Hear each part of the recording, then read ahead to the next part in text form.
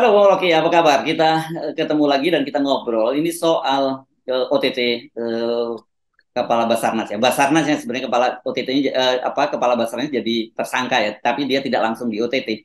Nah, ini yang bikin kisruh karena kemarin kan Wakil Ketua KPK Yohanis Tanak menyatakan bahwa kekhilafan dan dia minta maaf kepada Panglima TNI dan kemudian ada pengunduran diri Direktur Penyidikan KPK Brigjen Polisi Asep Guntur Rahayu. Tapi ternyata kemudian Pak Firly kan kemudian membuat keterangan tertulis ya menyatakan bahwa nggak ada yang salah, itu sudah sesuai dengan prosedur gitu. Terus Alek Marwata yang mengumumkan waktu itu Pak Basarnas jadi tersangka, dia menyatakan juga yang nggak ada yang salah pada penyidiknya, yang salah itu pimpinan katanya. Mungkin maksudnya pimpinan itu ya yang ngomong Pak Wajonas Tanak. Ini kan jadi kacau nih Bung Rocky.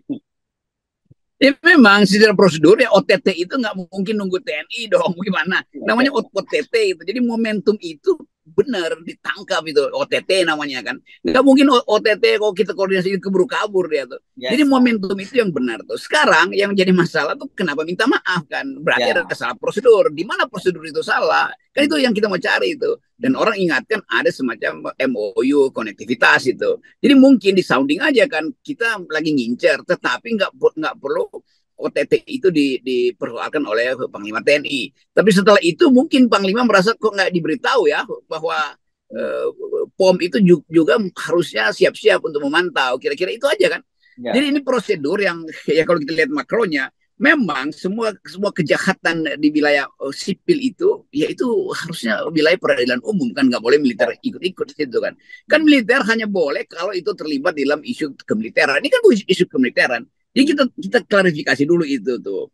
Tapi yang muncul seolah-olah ada arogansi TNI. Nah itu yang kemarin saya terangkan bahwa ini bukan arogansi TNI. TNI mungkin tersinggung aja, tapi dia nggak arogan karena dia mau beritahu tunggu dulu kan ada MOU tuh. Sekaligus itu menerangkan betapa Dewan Pengawas nggak peka tuh. Kan kemarin kita mau kritik Dewan Pengawas karena kalau itu diketahui lebih awal oleh Dewan Pengawas, mungkin Dewan Pengawas bisa kasih, oke coba kirim semacam radiogram dulu lah ke TNI. Kan itu intinya kan. Jadi ini cuman bukan hal yang fundamental. Saya kira Panglima TNI melihat ini nggak prinsipil amat lah. Masa TNI mau melindungi anggotanya yang korupsi, bahkan Panglima yang memulai kalimat bahwa kok masih ada ya anggota TNI yang koruptif kan. Jadi itu bedanya tuh, substansinya pasti dimengerti oleh Panglima, tetapi tata keramanya itu yang saya kira dipersoalkan oleh Panglima tuh. Karena Panglima juga mungkin merasa lebih enak nih kalau ditangkap oleh POM itu dan diperlihatkan bahwa TNI juga nggak ada yang main apa namanya main seperti politisi itu, kalau ditangkap disuruh kabur dulu tuh enggak. Jadi itu intinya tuh. Yang ketiga yang jadi poin adalah kekacauan pertanggungjawaban di KPK. Mestinya kan Firly bilang dari awal tuh ada kesalahan prosedur atau tidak ada kesalahan prosedur. Ini orang udah mundurkan diri karena merasa ditekan atau semacam pertanggungjawaban pribadi. Siapa itu Asep polisi Guntur itu yang Rahayu. mundurkan diri. Ya. Asep baru Firly mau bicara kan, nggak begitu dong etikanya tuh. Jadi poin-poin ini yang saya kira kacau di dalam, kan mau nutupi sesuatu yang udah berlangsung, udah terjadi itu. Lalu dapat benefit of the doubt bahwa ternyata nggak ada yang salah loh itu secara prosedur. Ya bukan itu masalahnya. Masalahnya hanya dari awal Firly tahu ada prosedur yang tidak tepat. Kan itu intinya tuh. Jadi jangan kabur dari masalah utama. Ya cuman itu aja intinya tuh. Dan bagi Panglima TNI ya udahlah, itu udah terjadi karena ya udah lain kali jangan begitu lah. Kan gampangnya begitu. Ya, ya, ya. Tetapi ketika kemudian ada pernyataan yang berbeda-beda dari pimpinan KPK, ini kan menimbulkan ada apa sebenarnya di KPK itu kan, bukankah pimpinan itu kan mereka itu kolektif kolegial di situ ya, dan harusnya semua dibicarakan dan sikapnya harus sama. Ini kan dari sini kita lihat itu memang ada yang nggak firm ini tidak dalam soal pemberantasan korupsi. Apalagi kalau kita melihat Pak Yohanes Tanak ini kan ini orang yang sedang disidang oleh Dewan Pengawas untuk Komisi Etik kaitan dengan pembocoran dokumen waktu itu gitu ya. Ya akhirnya orang menduga-duga, berarti di KPK ada faksi-faksi itu. Hmm. Ini ketua Basarnas yang ditangkap itu faksinya siapa sebetulnya di TNI, kira-kira begitu kan. Demikian juga yang nangkap itu faksinya siapa di KPK.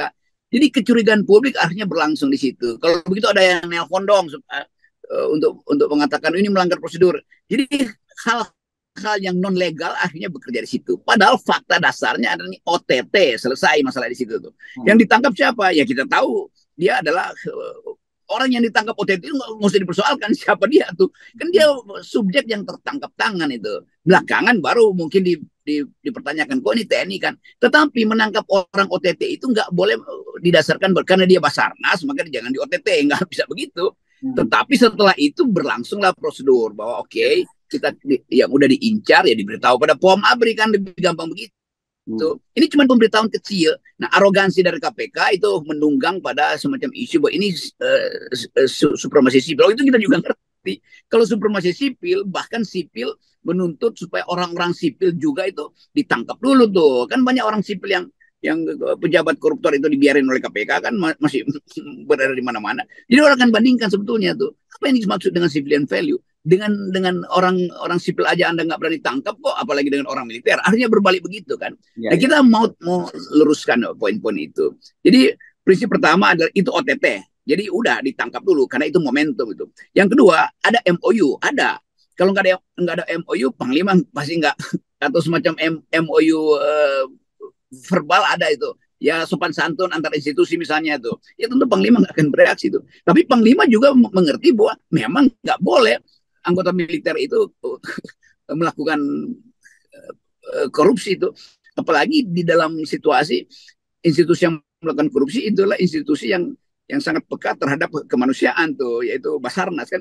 Kan itu dikenali betul kekhususan dari Basarnas di dalam soal korupsi itu.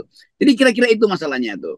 Dan secara umum orang melihat bahwa ya ini sebetulnya udah kecelakaan, tetapi takut untuk minta maaf atau segan untuk minta maaf, maka ada yang dikorbankan, ada yang sengaja diminta untuk mengundurkan diri atau hati nurani bilang oke, memang saya yang bersalah. Nah begitu itu terjadi lagi kekacauan interpretasi itu. Kenapa dia minta berhenti, kenapa bukan Firly yang mengundurkan diri? Kan akhirnya orang lihat hierarki etika di KPK itu berantakan, atau hierarki kedisiplinan. Ya, dan saya kira ancamannya serius karena kemudian banyak sekali yang seperti sudah kita duga, akhirnya para penyidik dan penyelidik ini memprotes, mereka marah dengan keputusan dari Pak Asep untuk mengundurkan diri itu. Dan kita singgung kemarin, ini kan banyak yang kosong nih jabatan di KPK dengan mundur dengan apa waktu itu dikembalikannya Karyoto dan Endar Priantoro itu kan. Sekarang ditambah lagi dengan Brigjen Asep, tambah lagi itu KPK, tambah porak-poranda lah bisa dibilang begitu. Kalau misalnya Firly mengkonsolidasi opini publik, mestinya satu pikiran di KPK. Yes. Jadi ini pertanda retak yang disebut apa tadi satu untuk semua, kolektif kolegial itu nggak ada lagi.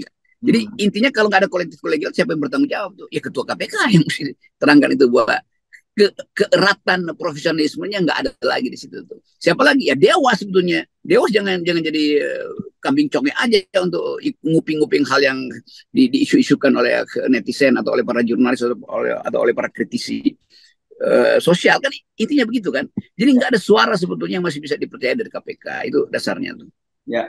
Nah sekarang dari sisi TNI ya, saya kira sebenarnya memang seperti kita ingatkan juga bahwa ini harus serius karena bagaimanapun juga sekarang ini TNI itu kalau dari survei tingkat kepercayaan lembaga publik itu kan dia termasuk yang paling dipercaya oleh publik ya saat ini ya.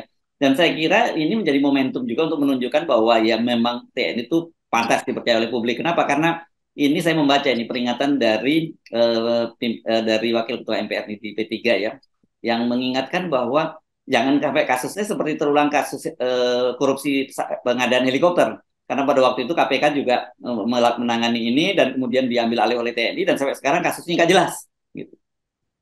Ya, itu juga mungkin semacam bawah sadar atau subconscious dari Panglima yang menganggap bahwa kan kita nih lembaga yang udah dipercaya. Kenapa KPK nggak percaya bahwa kita juga bisa tangani sendiri itu? Ini soal bawah sadar dari Panglima yang menganggap kita ada lembaga yang paling dipercaya rakyat. Jadi kalau ditangkap Puspom juga itu artinya rakyat mungkin TNI menganggap yang kita tangkap sebetulnya lebih bermutu kok dari kalau ditangkap KPK. KPK kan kehilangan integritas. Jadi psikologi ini juga berlangsung dan itu yang mungkin menjengkelkan Panglima, sehingga Panglima mesti kasih suara agak keras bahwa ini adalah hak institusi yang diabaikan oleh KPK. Tetapi di belakang itu rakyat bahkan menganggap memang tidak perlu KPK atau kalau bisa Puspom aja nangkap semua koruptor kan. Kan ada juga pikiran-pikiran semacam itu. Tapi kita tetap ingin ada kesepakatan institusional bahwa pelanggaran hukum pidana publik itu ya tetap diadili oleh pengadilan pidana. Walaupun kita tahu bahwa untuk memutuskan itu tetap ada prinsip konektivitas. Tetapi di atas semua soal ini memang undang-undang itu belum selesai kan. Jenis-jenis pidana apa yang ada pada militer, jenis pidana apa yang ada pada sipil, dan bagaimana dihubungkan itu kalau ada semacam kemenduaan dalam kasus tertentu. Kan itu aja sebetulnya poinnya. Ya, saya kira kita tunggu hari Senin ya, hari ini ya, karena ini kita masih pagi, soal apakah kemudian Brigjen Asep itu jadi mengundurkan diri atau tidak, karena kan sebenarnya dia mundur karena dia merasa loh kok kita yang disalahin gitu. Tapi sekarang kan pimpinan KPK yang lain, bahkan termasuk Pak Philip, menyatakan nggak ada yang salah pada mereka. Bahkan Pak Alek menyatakan yang salah itu pimpinan.